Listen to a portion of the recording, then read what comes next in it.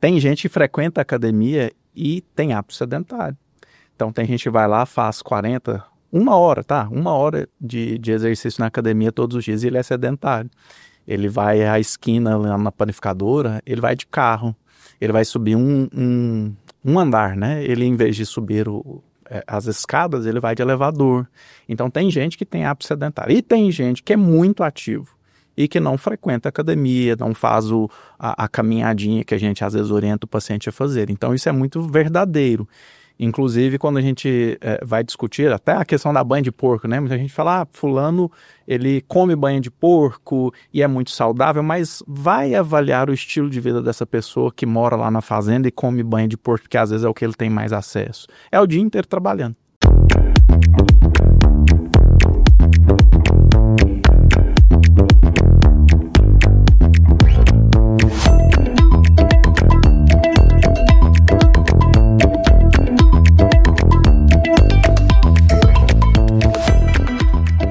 Bem-vindos a mais um episódio da 4ª temporada do podcast Manual Vida Saudável. Meu nome é Marielle Mello, sou endocrinologista e meu objetivo é tratar diabetes, tireoide e obesidade de uma forma leve e descomplicada. Nessa 4ª temporada, vamos continuar falando sobre o assunto obesidade, dessa vez relacionando com outras doenças que vão ser, que a gente vai tratar aqui como as complicações não tão clássicas assim, que todo mundo fala sobre a obesidade. Hoje vamos mergulhar num tema que é literalmente do coração, a relação entre obesidade, insuficiência cardíaca e risco cardiovascular. Vocês sabiam que o coração é um dos órgãos que mais sofre quando estamos acima do peso? A obesidade não é só uma questão de estética ou de autoestima, como eu sempre falo aqui. É um fator de risco poderoso para doenças cardiovasculares, que são a principal causa de morte no mundo. E a insuficiência cardíaca é quando o coração não consegue bombear o sangue direito e ela está relacionada diretamente com a obesidade. Mas não vamos nos desesperar, a notícia é boa porque hoje a gente tem aqui uma pessoa que vai explicar pra gente tudo isso, vai nos dar várias dicas sobre como evitar que essas complicações aconteçam. Ele tá figurinha repetida aqui, segunda vez que vem, na terceira vai pedir música. Dr. Israel Guilhard, cardiologista, vai comentar sobre a obesidade, o risco cardiovascular e a insuficiência cardíaca. Obrigada por ter aceitado novamente o convite. Eu que agradeço o convite, muito feliz de estar aqui para a gente discutir um tema tão importante. É a segunda vez que minha esposa está grávida durante o... Nossa, é verdade! Então, se tiver um terceiro convite, talvez eu tenha um terceiro filho. Melhor a gente não fazer um terceiro convite tão cedo assim, vamos esperar um pouquinho. Não, mas a gente aguenta, vamos embora. Muito bom. Olha só, eu acho que vai ser um pouco difícil a gente ter um clickbait tão bom quanto foi da outra vez. Porque o episódio da banha de porco é um dos mais ouvidos do podcast. E a gente sabe por quê, né? Porque é um assunto aí que tá na mídia. Agora, você vai ter que deixar esse tema muito interessante, a gente falar de insuficiência cardíaca, risco cardiovascular, mas a gente vai tentar. A gente pode exagerar, falar que se você não perder peso, vai morrer do coração. O que às vezes não é tanto exagero assim, né? Mas vamos tentar fazer um meio termo. A gente falando esse rindo, meu Deus. Bora começar pelo básico. O que é insuficiência cardíaca? Bem, a insuficiência cardíaca, ela é a via final de várias doenças. Então, nós temos uma série de doenças do coração que vão culminar na insuficiência cardíaca. Então, quando a gente fala de algum órgão que está insuficiente, basicamente é o órgão não estar fazendo o que ele precisa fazer. E o coração tem várias funções, mas vamos nos ater a 2 pontos. Ou o coração não está conseguindo bombear o sangue adequadamente, ou ele não está conseguindo receber esse sangue adequadamente, relaxar adequadamente. E às vezes isso acontece simultaneamente, o indivíduo tem as 2 coisas. E a obesidade, ela é um fator de risco para esses 2 grupos de doença, tanto para a insuficiência cardíaca em que a gente tem a falha para bombear, quanto a insuficiência cardíaca em que a gente não consegue relaxar o coração adequadamente.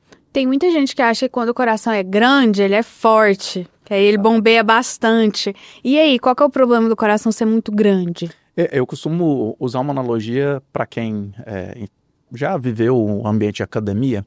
Quando a gente faz força, a gente vai hipertrofiar o músculo.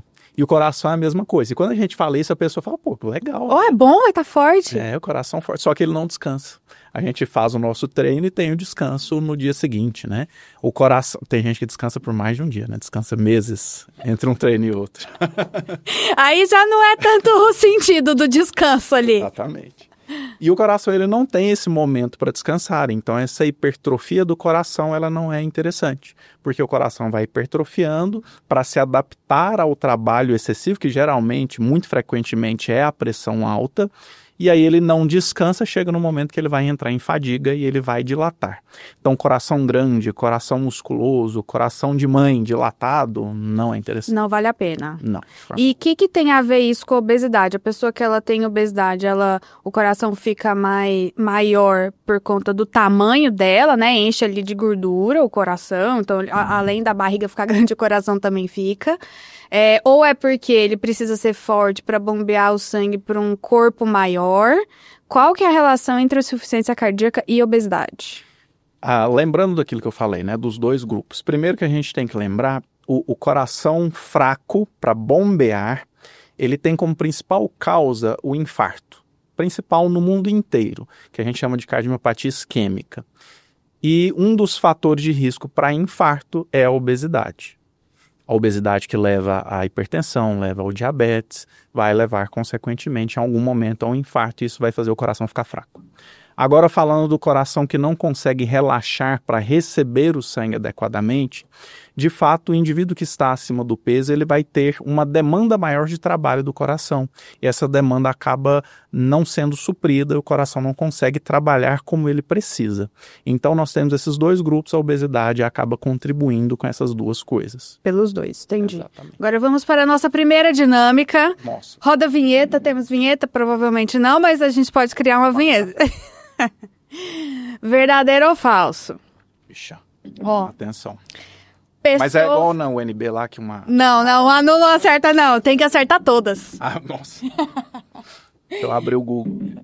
O DeepSeek, a Marielle nos bastidores aqui tava me contando. Agora não tem... Não é chat GPT mais, o negócio evoluiu.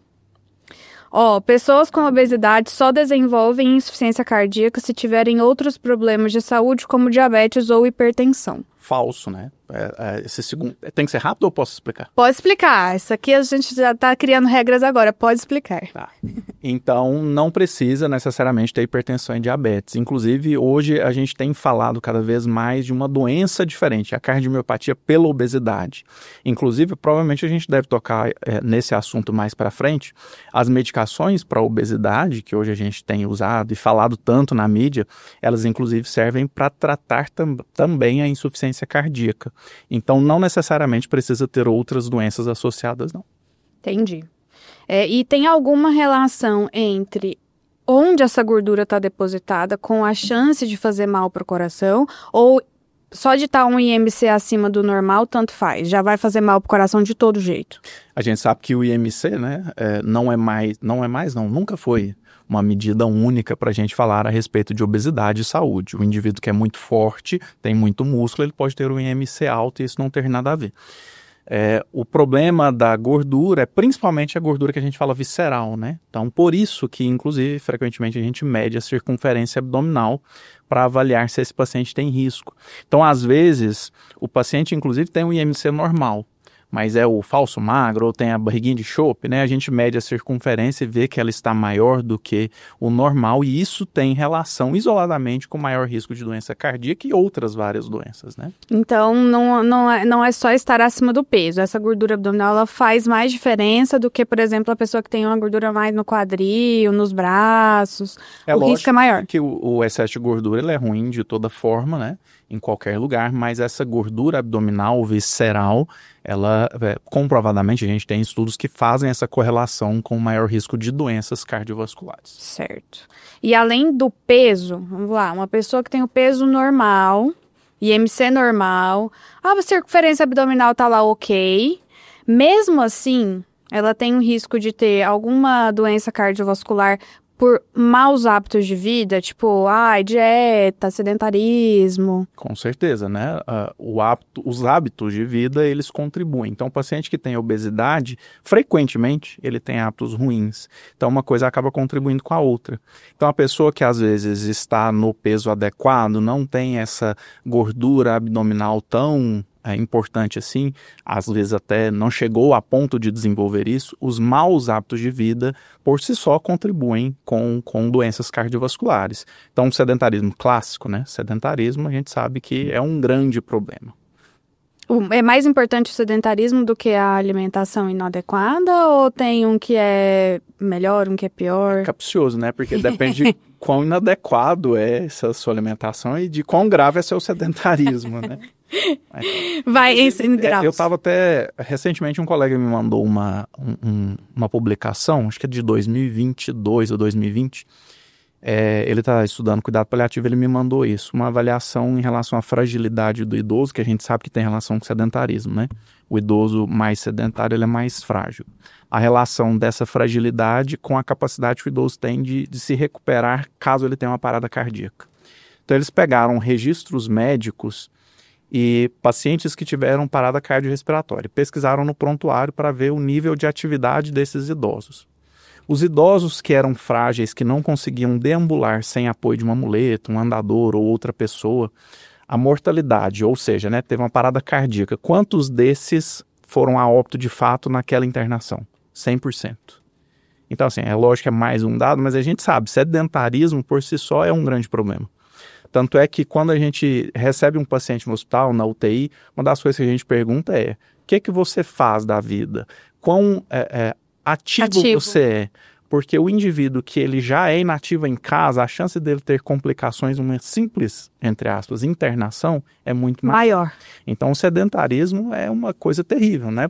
Não é sem motivo que a gente pega tanto no pé dos pacientes para que eles façam exercício físico. E a atividade física, assim, do dia a dia também conta, né? A gente esquece de pessoas que são trabalhadores braçais mesmo, apesar de, às vezes, não ter tempo de fazer um exercício extra, assim, o tempo inteiro tá em exercício, né? Eu vi esses dias, eu não sei qual a fonte, posso falar besteira, mas capinar lote também aumenta a testosterona. Tipo assim, aquele Instagram, você sabia? Aí eu mandei pro Nossa amiga Saskia que postou.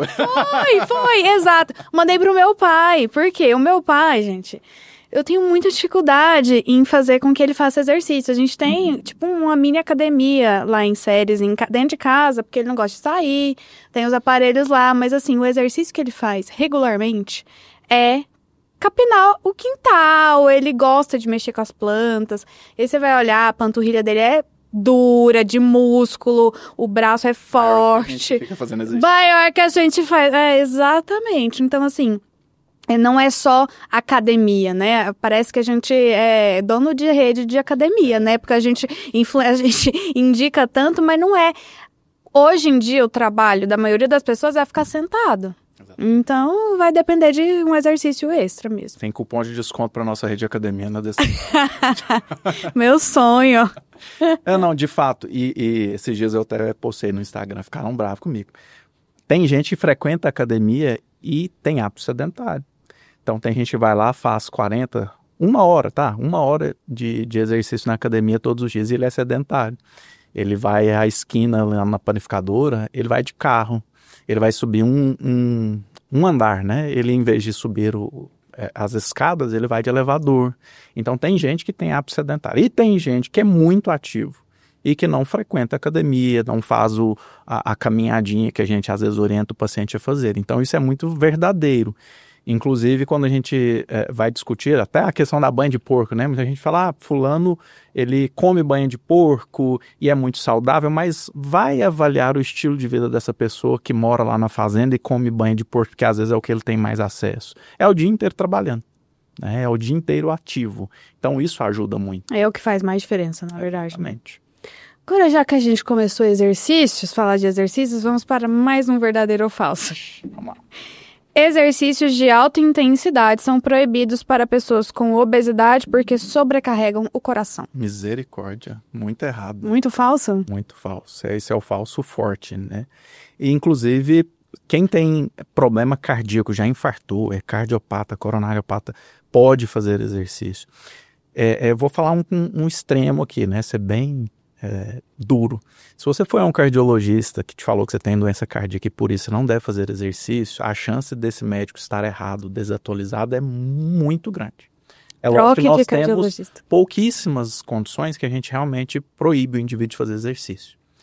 Muito raro. Mas, infarto prévio, eu tenho placa de gordura no coração, não é um motivo para você deixar de fazer exercício.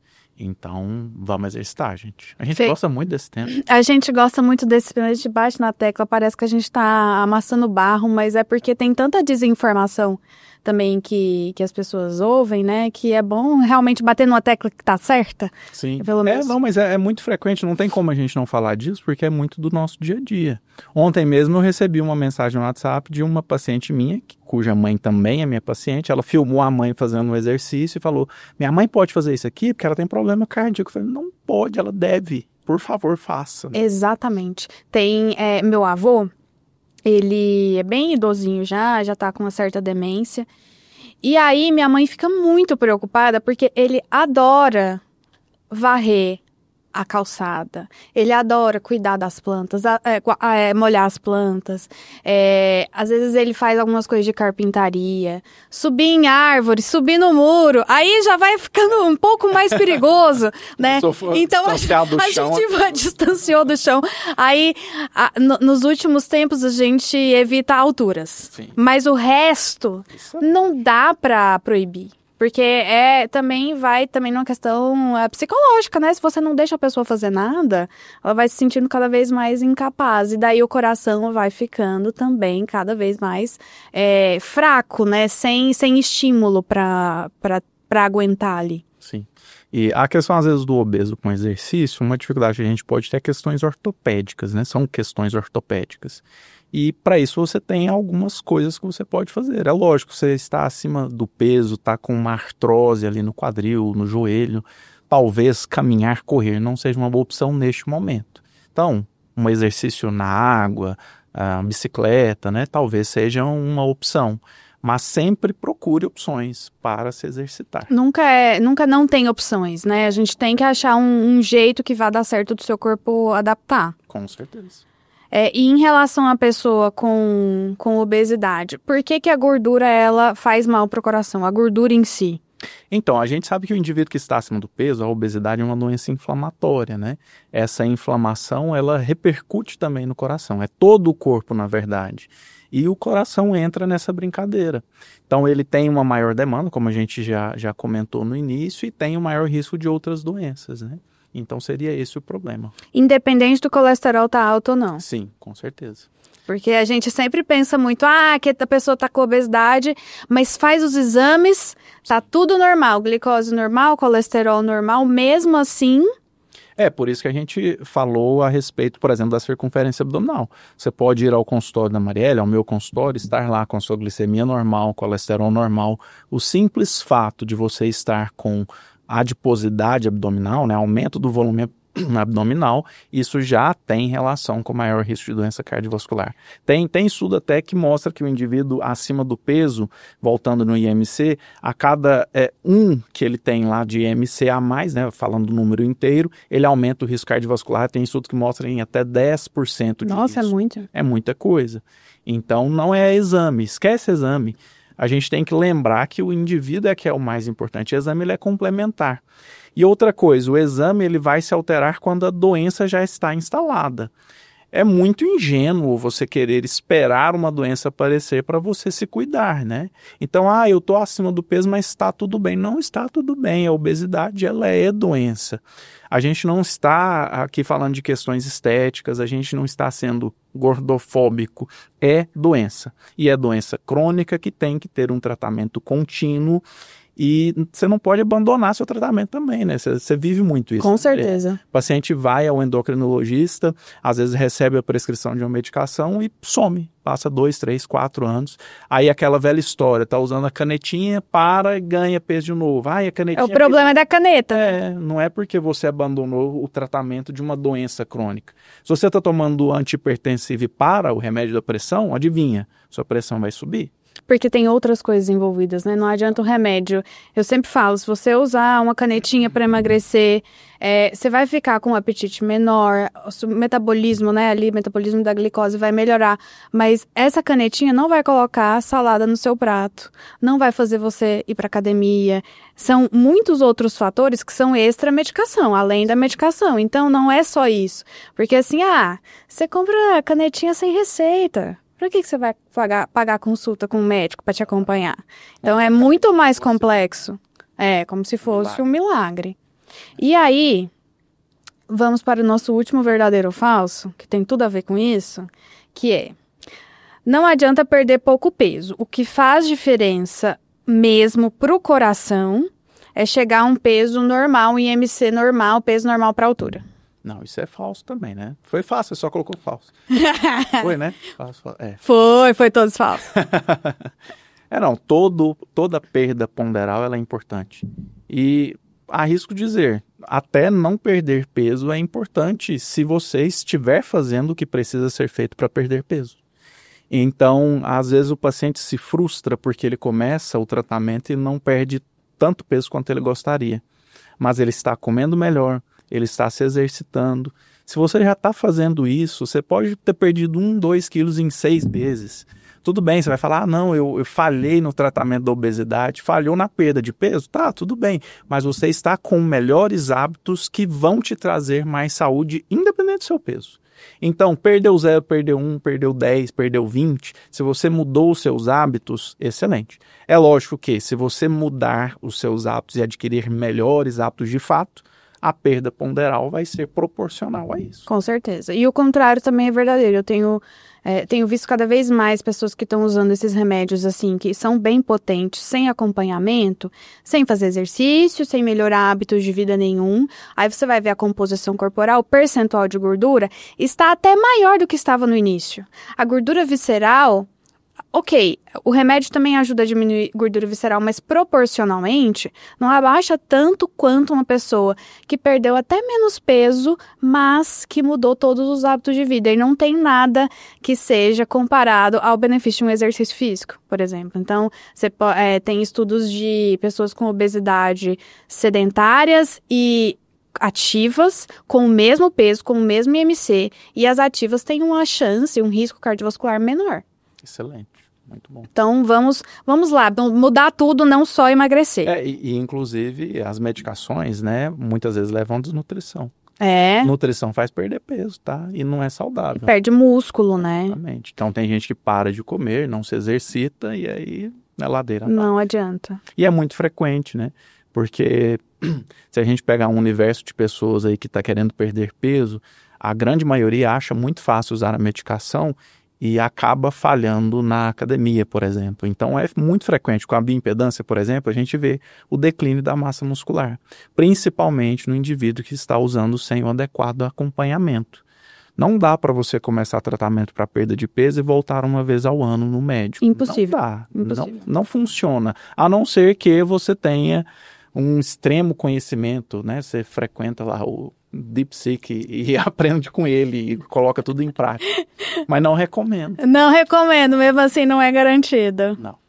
Existe algum alimento, alguma dieta que é melhor para o coração em relação às pessoas que estão com obesidade?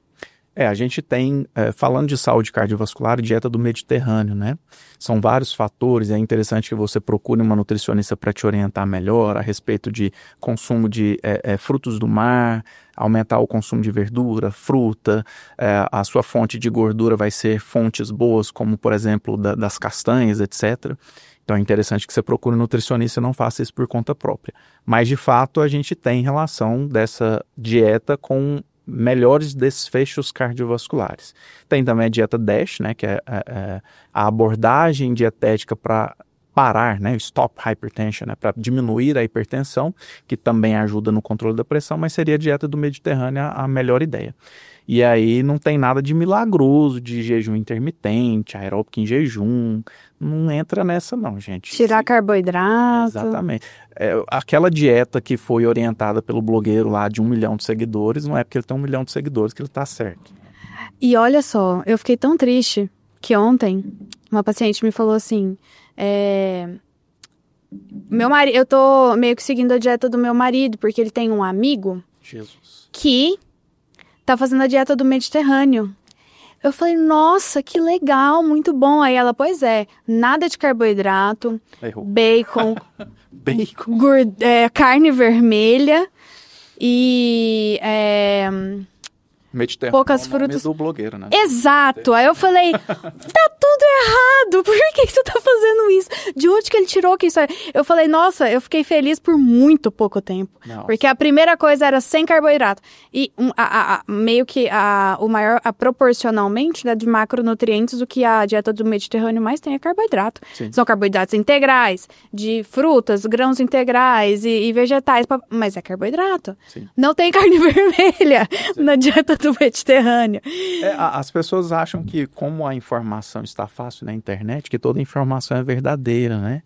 A grande maioria das pessoas, infelizmente, não sabe filtrar a informação. Inclusive profissionais de saúde. Por isso que você tem que ter o seu médico de confiança, né? Então você tem que procurar alguém que pode te guiar através da busca de informações corretas. Inclusive inteligência artificial, tem que tomar muito cuidado. Eu tenho alguns pacientes que falam, eu não fui a nutricionista porque eu estou seguindo as orientações do ChatGPT. Juro por Deus, eu tenho pacientes que fazem isso. Nossa, essa é novidade, eu nunca peguei alguém assim. Acontece bastante. E ChatGPT, gente, tem alguns problemas. Ele surta? Não, eu não sei se não, para você eu não contei. Uma vez eu estava com dúvida em um determinado tema e eu busquei fontes, né, artigos, e não encontrei. Eu fui tentar usar o ChatGPT para ele me dar as fontes para aquela dúvida que eu tinha. E eu falei, olha, eu quero saber a respeito disso. Tem como você buscar aí artigos que falam a respeito disso? E ele me trouxe 3 artigos de uma vez, assim, coisa mais linda do mundo. Eu falei, gente, como eu nunca vi isso. Aí, estranhei e pedi o link. Ele me mandou o link dos 3 estudos. Cliquei nos links, os 3 links quebrados. Não entrava em página nenhuma. E aí eu fiz a pergunta crucial. Você inventou esses dados? Aí ele, naturalmente. Sim, com base nos estudos e eu criei estudos para responder a sua dúvida. Você me pediu, eu apenas te entreguei. Gente. Ele surta. Ele, como que chama esse? Eu não sei o termo que eles usam, mas eu acho que tem um termo técnico para quando ele dá essas, né? Também não sei. Mas eu também já fiz vários testes com ele dessa forma, né? Perguntando sobre coisas que eu tenho certeza, que eu sei que existem estudos. E aí eu pergunto de uma forma, ele me responde, aí eu falo de novo. Você tem certeza disso? Aí ele se contradiz. Sim. Mas não dá para confiar. Se você não tiver um pensamento crítico, se você não tiver mais ou menos a noção de onde que você está indo... Se você não souber como perguntar, né? Como perguntar, exatamente. Porque saber como perguntar é muito importante. A gente está conversando sobre obesidade e doença do coração, porque você é endocrinologista e sabe muito sobre obesidade. Se fosse um leigo, talvez ele não conseguiria extrair as informações mais interessantes. Né? Verdade. Então, saber questionar, perguntar é muito importante. E além do peso, além da gordura abdominal... Além da dieta inadequada, do sedentarismo, tem mais alguma coisa que vai influenciar no risco de ter insuficiência cardíaca, né, em relação ao estilo de vida? Tem alguma coisa que ainda dá para melhorar? Tem muita coisa que interfere, né? Inclusive em consulta. Por isso que às vezes a consulta acaba enrolando um pouco e a gente tenta destrinchar algumas coisas. Então a gente sabe que existem fatores de risco para doenças do coração que às vezes se relacionam à obesidade, que são muito importantes da gente buscar. Por exemplo, algo que é bastante frequente e que está relacionado à obesidade, a apneia do sono.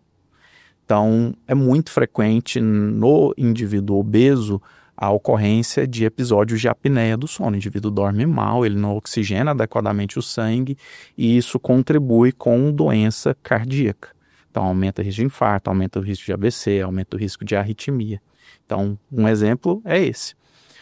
Questões emocionais, inclusive, né? Então, um indivíduo que vive num ambiente, trabalha num ambiente que o estressa muito, que eu acho que talvez seja o caso de grande maioria da população, é o indivíduo que tem problemas em casa, isso tudo contribui com problemas cardiovasculares e às vezes também com a alimentação, né? O indivíduo está estressado, ele vai comer de uma forma compulsiva, enfim, são vários fatores associados. Não é tão simples, né? A nossa fisiologia não é simples e as doenças, elas não são de isoladas, são multifatoriais.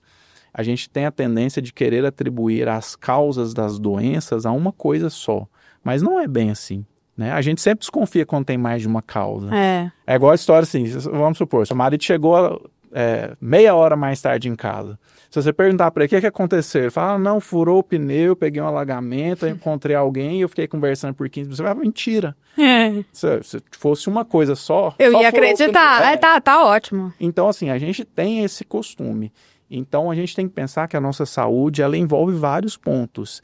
E, mais uma vez, a questão do acompanhamento. Não adianta você focar em, vou usar uma canetinha para comer menos. Se você dorme mal, se você não se exercita, se você tem uma vida estressante no trabalho, chega em casa, é um estresse lascado também, vai dormir e tá com o celular, tá ligado ali na televisão de dormir, não dorme bem, né? Tem insônia. Então são várias coisas que precisam ser levadas em consideração. E lembrar, você demorou anos para chegar no excesso de peso. Então você precisa de anos para adequar toda a sua vida para melhorar o seu peso e para reduzir o seu risco cardiovascular. Porque mudar hábito é uma das coisas mais difíceis que tem, né? Então vai ter que ser realmente dia após dia, solidificando cada um de pouquinho em pouquinho, para que no final, né, tenha um estilo de vida mais saudável. E o indivíduo às vezes, eu estou obeso e aí estou com a pressão alta. Não é só ir lá no consultório do cardiologista controlar a sua pressão, que está tudo resolvido. E usa canetinha para emagrecer e está tudo resolvido. Não, tem muita coisa. Infelizmente, não é uma coisa só que vai resolver. E essa é a coisa mais fácil, né? Ir lá no consultório, tomar o remédio e acabou. Sim, e eu falo para os pacientes, controlar sua pressão é fácil. Talvez, inclusive, guiar o indivíduo para que ele perca peso, exclusivamente perder peso, talvez seja muito fácil.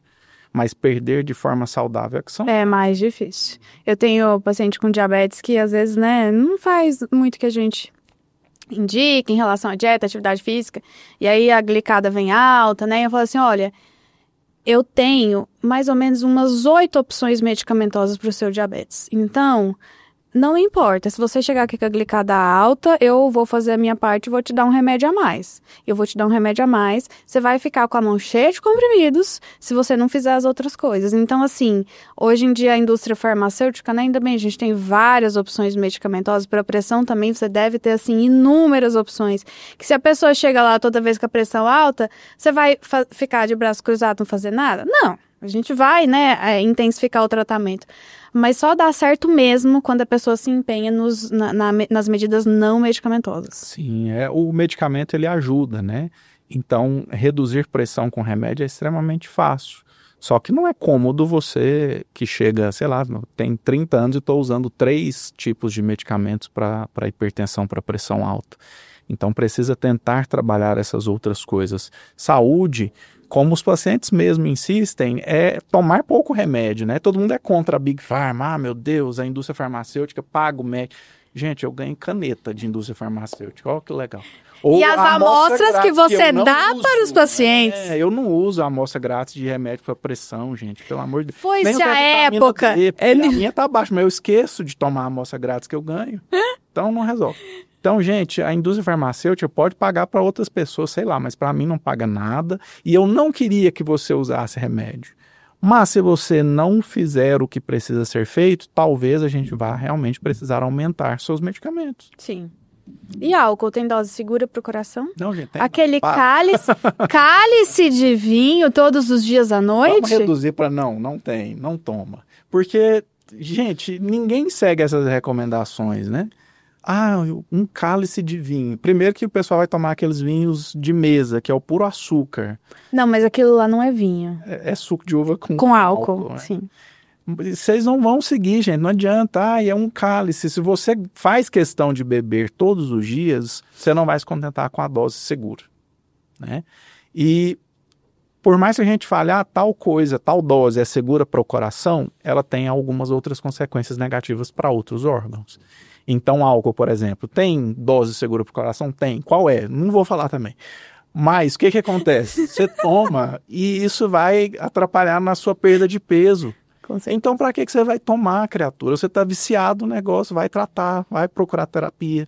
Não fica mexendo com dose segura de álcool, não tem dó. Mas não existe, sabia? Para outras coisas, não existe dose segura. Tem pro coração, né? Pro coração apenas, mas o corpo ele é composto por vários outros órgãos. Exatamente. Então, você quer tratar seu coração e lascar com o resto? Não vamos fazer isso, né? Não dá. Qual que é o principal exercício para fortalecer o coração? Eu também não gosto de falar que é aeróbico, porque você tem que fazer os dois, porque é a mesma coisa. Não é só o coração que existe, né, no seu corpo. Então, falando de saúde cardiovascular, se a gente for escolher um exercício, é o aeróbico. Aeróbico. Mas, para o restante das coisas, para todos os outros pontos da saúde, você precisa de um exercício resistido, né? Você precisa de musculação, é importante, ou correlatos aí. Inclusive para perda de peso. Eu estou entrando na área da Marielle aí, mas ela tudo junto, é tudo junto. Então você precisa de musculação para você não perder peso perdendo músculo, por exemplo, né? Então pro coração aeróbico, mas não faça só isso. Não fique só na caminhada, não fique só na bicicleta. Vai fazer um exercício resistido para você melhorar. É igual a história do carro, né? Você precisa ter o motor, que é o coração, mas você precisa ter a roda, o pneu, para rodar com o carro, que são os músculos. Perfeito. Então as coisas têm que andar juntas, não tem jeito. Ótimo. Agora vamos para a nossa pergunta surpresa. Meu Deus. Sempre mando um roteirinho para todos os convidados, para ninguém chegar aqui despreparado, mas agora todo episódio a gente vai ter uma pergunta surpresa. Se eu não souber, tem edição? Como é que... Não, mas às vezes você pode dar a sua própria opinião e inventar as suas fontes, assim como o ChatGPT. Isso, exatamente. Bora lá. Se o seu coração pudesse falar, o que ele diria para uma pessoa que está acima do peso? O meu coração vai falar... Então tem que ser uma mensagem do coração. Seja gentil. Não, eu sou super gentil. É sério, eu sou gentil com essa questão, até porque médico tem que ter empatia, né? Até porque eu já sofri com... Eu não cheguei nem a ter obesidade propriamente dita, né? Eu tinha sobrepeso, mas eu tinha uma gordurinha abdominal de causar inveja. E não era de cerveja? Não era de cerveja. Era de arroz, feijão e carne. Inclusive, carne engorda também, se você comer em excesso. Mensagem do coração, né? Essa é boa. Essa é boa. Gente, obesidade é uma doença e precisa ser encarada como tal. Às vezes a gente brinca, faz piada, mas a gente também faz piada com hipertensão, né? A gente brinca muito, eu pelo menos brinco muito do paciente que é hipertenso e a gente encontra ele às vezes no boteco tomando Cozumel. Nossa Senhora! Deve dar uma gastura. É horrível, gente. Então, a obesidade, por mais que a gente às vezes faça algumas brincadeiras, né, e pegue no pé do paciente brincando, assim, mas é uma doença, ela precisa ser tratada com seriedade e, como a gente comentou a respeito das múltiplas causas, você precisa abordar essas múltiplas causas e ter paciência. Não adianta você querer resolver em 6 meses o que você levou 10 anos para construir. Então a gente tem que ir com calma, porque se você for demolir a gordura, você vai perder outras coisas, você vai perder massa muscular, você vai perder saúde mental. Então, obesidade e doença encare como tal e procure ajuda multidisciplinar, inclusive. Com certeza, ótimo, arrasou. A resposta do seu coração foi ótima, muito boa. Muito sábia. Aí eu vou querer terminar com uma última dinâmica, que se chama Desafio Coração Saudável. Ixi. Você vai propor uma meta simples, específica, mas que alguém que está escutando a gente que está 100% perdido vai colocar em prática e que vai, com isso, com essa pequena meta, começar a melhorar a saúde do coração. Beleza. Vamos simples, não vou falar de academia, não vou falar de nutricionista, nada disso. Vamos falar de exercício, que eu acho que é o que a gente mais gosta, né? Exercício. Para o seu carro um pouquinho distante do seu trabalho, não precisa ser muito. Se você trabalha lá, igual eu trabalho no HMAP, a gente brinca que tem que pegar um Uber para você sair da sua vaga para chegar na porta do hospital. Mas tenta parar mais distante. Inclusive é até bacana, é até uma consciência social. Se você chegou mais cedo, para mais longe. Para quem chegou atrasado, parar pertinho e acelerar. Mas aí é muito amor no coração. Essa pessoa... É amor próprio pelo outro também. Isso é verdade. Vai merecer um Nobel da empatia, não sei. Então para o carro um pouquinho mais longe. Para quê? Para você caminhar mais. E, por favor, larga a mão de subir de elevador. Vai de escada. Principalmente se for um lance, como chama? Um andar. Um andar. Nossa, falhou muito. É a fome. Se for um andar, 2 andares, suba de escada. Acho que isso é simples. Ah, não, eu não vou de carro. Ok, para um ponto de ônibus antes. Ah, tô atrasado. Sai mais cedo. Corre! Corre! Aí você vai gastar mais ainda. Ótimo, maravilha. Então, para o carro mais longe, ou então para um ponto antes e suba de escada. Você começar com isso já é ótimo.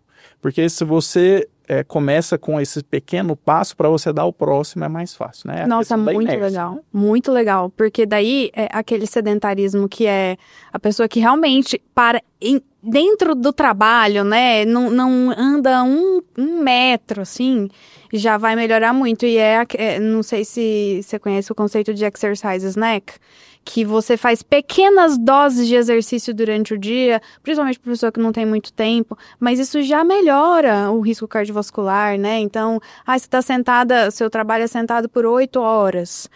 Levanta de meia hora, dá uma andadinha, mesmo que seja aí de 3 minutos, para que não fique tanto tempo assim sentado. Isso é diretamente relacionado ao aumento de risco cardiovascular. E uma coisa, outra dica, né, que a gente vem aprendendo é que você não necessariamente precisa, caso você não consiga, você não precisa se exercitar todo dia. Se você tem só o sábado, vá só no sábado. Pega o seu sábado, vai para a pista de corrida, vai para a academia e faça 1 hora, 1h30, 2 horas de exercício. Já está de bom tamanho. Se você puder mais dias, é lógico, é melhor, né? Quanto mais melhor, né? Mas... Nem sempre, né? Nem sempre, tem um overtraining, mas eu acho que aqui a gente já está um passo atrás. Vamos voltar. Então, se você tem só o sábado, faça só no sábado. Nossa, e para não ficar só no exercício, é uma dica que eu gosto de brincar com alguém da família, que eu não vou citar quem. De dieta, hein? Simples, troque os sucrilhos por aveia. É muito fácil. Sucrilhos não é sal, nem granola, por favor. Troca por aveia que já ajuda. Já ajuda, com certeza. Ótimo. Mas é aveia simples, tá? Não sei lá se inventam aveia caramelizada aí. Se procurar, vai achar. Se procurar, tem de tudo. Então, ótimo. Olha, eu acho que era isso. A gente meio que deu uma geralzona ali. Eu acho que a única coisa que... comentou um pouquinho e eu não aprofundei foi sobre as medicações para tratar a obesidade, que também agora estão melhorando a insuficiência cardíaca. Sim, o paciente muitas vezes ele chega no consultório com medo das medicações, dos medicamentos, né? Ele chega e fala, mas isso não faz mal para o coração? Não faz mal, faz bem, inclusive. Então nós temos, foram publicados recentemente, acho que nos últimos 2 anos, né, o Summit e o Select Trial, com a semaglutida, com a tirzepatida e teve também com a liraglutida, muito tempo mais atrás, antiga, o Leader Trial. Essas 3 medicações, liraglutida, semaglutida, tirzepatida, todas elas têm redução de eventos cardiovasculares. Então o indivíduo que está tomando essa medicação, ele tem um menor risco de infartar, de ter um AVC, de internar por insuficiência cardíaca. Então, se o seu endocrinologista, o seu cardiologista prescreveu, pode usar tranquilo. Falo cardiologista porque, como essas medicações têm interferência na saúde do coração, melhoram, nós temos prescrito cada vez mais, né? Então, o cardiologista prescreve bastante. Se não prescreve, às vezes é porque não tem prática, tem medo, né? Manda para o colega prescrever. Sim, acho muito importante isso, que daí realmente, quanto mais gente tiver conhecimento sobre isso, a gente vai tentar tirar um pouco desses mitos. Tenho muito paciente que chega com medo de usar porque tem medo de ter diabetes. Você pensa, olha, eu ouvi dizer que esse remédio é só para diabetes. Então, se eu não tenho diabetes e vou usar, eu vou desenvolver diabetes. É um pensamento que não faz nenhum sentido, mas Eu ouço muito isso, e aí acha que vai sobrecarregar o pâncreas, mas é o contrário, diminui a chance de ter diabetes, pré-diabetes a longo prazo, né? Então, eu acho que é isso que você falou. Quanto mais médicos também tiverem essas informações, estiverem tendo a prática clínica, menos medo a gente vai ter e mais pessoas serão beneficiadas com esses tratamentos. Sim, você tem que buscar um médico que seja da sua confiança para que ele te instrua, né? Porque, infelizmente, tem colegas que às vezes não sabem. Ele não procurou se informar, ou às vezes se informou por fontes equivocadas. Tem colega médico, infelizmente, que se informa por Instagram, né? Então, às vezes ele não sabe. Então, procura alguém da sua confiança, até para você perder medo de coisas que são muito frequentes, né? A Big Pharma. Você não precisa ter medo disso se você for instruído por um bom profissional, um profissional ético que só ganha caneta da Bic. Caneta que a gente nem usa porque é péssima para escrever, Bic é melhor. Exatamente, e eu ganho... Indústria farmacêutica. Vocês estão vendo, ouvindo, arruma as canetinhas. Caneta de escrever, né, de aplicar. Não, mas eu tenho as canetas de aplicar. Teste para demonstração. Aí eu demonstro para o paciente, né, como que aplica. Ele, nossa, doutora, você tem? Você usa? Eu falei, não, isso aqui, né, inclusive tá aqui, tem 5 anos aqui, já deve ter perdido há muito tempo. Fosse medicamento, já tinha perdido. Já tinha perdido. É isso, então, Israel, muito obrigada novamente. Eu acho que a gente falou as mesmas coisas de sempre, mas com outro foco, né? Tipo, exercício é importante, dieta é importante, o coração é ligado completamente ali na questão da gordura, de inflamação, mas de pouquinho em pouquinho a gente vai plantar essa sementinha, vai ter mais gente fazendo exercício, a gente pode ter certeza. Acho que tá aumentando, a Paranhos anda muito cheio, sábado. Nossa, né? sábado. Outro lugar, vai exercer Olha, outro lugar. Sábado eu cheguei lá às 6 horas da manhã, não tinha lugar pra estacionar. É terrível. Você pira? Tropeça. Você tropeça nas pessoas, mas assim, é bonito de ver, né? Eu acho. Nossa, eu acho legal. Não, e o que eu tava comentando, né? Antigamente o pessoal tinha os fotógrafos de balada, agora tem fotógrafo na Ricardo. Olha que coisa legal. Você não consegue dar 5 passos sem um flash. Eu fico até desnorteada. Eu que gosto pouco de foto. Pra meme é ótimo. Pra meme é ótimo, O dia que eu tô sem carisma, eu falo assim, gente, eu não vou nem olhar, porque vai sair muito meme. Não tem jeito, né? Eles pegam todos os flashes. Vai lá, redes sociais, locais de atendimento. Bem, as redes sociais é meu nome e sobrenome, Israel Guilhardi. Então, onde você procurar, é fácil achar. Instagram, basicamente Instagram que eu mais uso, né? Tem no TikTok também, mas é muito avacalhado. O pessoal fica só brigando, falando de política. Sério? Falando de Big Pharma. No seu perfil? Exatamente. Irei. Você pode postar qualquer coisa, alguém vai falar de política. Você está acima do peso, mas o Lula vai fazer você passar fome e você vai perder peso.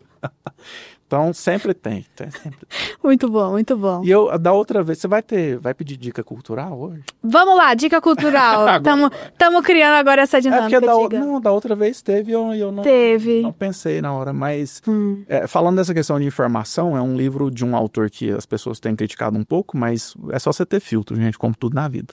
Que é o livro do Harari, que escreveu Sapiens, o último livro dele, que é Nexus, que ele fala a respeito de inteligência artificial e das informações, como são propagadas hoje em dia. Então é um livro interessante para você se atentar às coisas que são ditas por aí, tomar muito cuidado, porque se você não tiver cuidado, você vai cair em muita cilada mesmo. A gente que lida com saúde, né, com questões sérias, e que a gente vê consequências chegando no consultório, né, pessoas que acreditaram em alguns mitos, e a gente realmente bate muito nessa tecla, porque a gente vê quem sofre, quem posta, tipo assim, essas fake news, e que nunca posta nada de ruim, que não tem nunca nenhuma complicação, é muito fácil. Mas a gente que vê ali no consultório, que é uma pessoa é o 100% dela, né, faz total diferença. E não adianta você achar que você é esperto, que você não vai cair nisso. Porque se não é da sua área, a chance de você cair naquilo é muito grande. Eu vejo muito com exercício físico, né? Aparece muito pra mim dica de exercício físico. Eu que não sou personal, não formei em educação física, eu olho aquilo e parece fazer sentido. Mas, graças a Deus eu tenho pra quem mandar e perguntar, faz sentido? E a pessoa fala, não faz nenhum sentido. Né? Então, ótimo. Então, você não precisa ser besta para cair em fake news. Basta você estar interessado num tema que você não conhece. A chance de você cair em alguma falácia é muito grande. E o algoritmo percebe e vai atrás. E aí você vai receber cada vez mais esse conteúdo, né? Exatamente. Sem filtro. Exatamente. Então é isso. Dicas tanto de exercício quanto de como ser esperto nas redes sociais. Troca granola e os sucrilhos por aí. Eu lavei. Gente, muito obrigada. Foi um episódio delicioso. Dá o seu like, encaminha para quem você sabe que para quase dentro do trabalho com o carro só para não andar 10 metros. E ative o sininho porque a gente vai ter vários novos episódios nessa temporada. Até a próxima.